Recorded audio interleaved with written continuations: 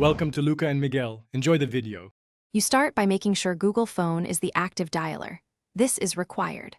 Once the app is updated and set as default, open Phone and tap the three-dot menu, then Settings. You need the app fully active because Android won't apply custom incoming screens to non-default dialers. Make sure the contact has an assigned image or prepare a wallpaper image. This is the only reliable asset Google Phone uses to change the incoming call screen. Now edit the specific contact.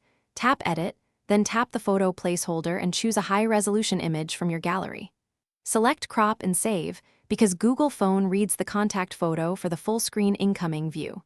If you prefer a generic background, edit the contact and pick a consistent wallpaper image.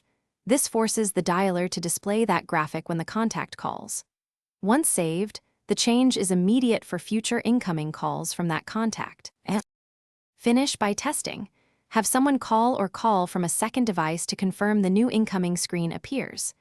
If the photo doesn't show, clear the Google Phone app cache, reboot, and check the contact photo is stored on your device rather than synced only with a third-party account. Make sure Google Phone remains the default dialer. Otherwise, Android will revert to the system screen. One key tip: changes take effect only for saved contacts with local images. Thanks for watching and please subscribe. It's the best investment you'll ever make.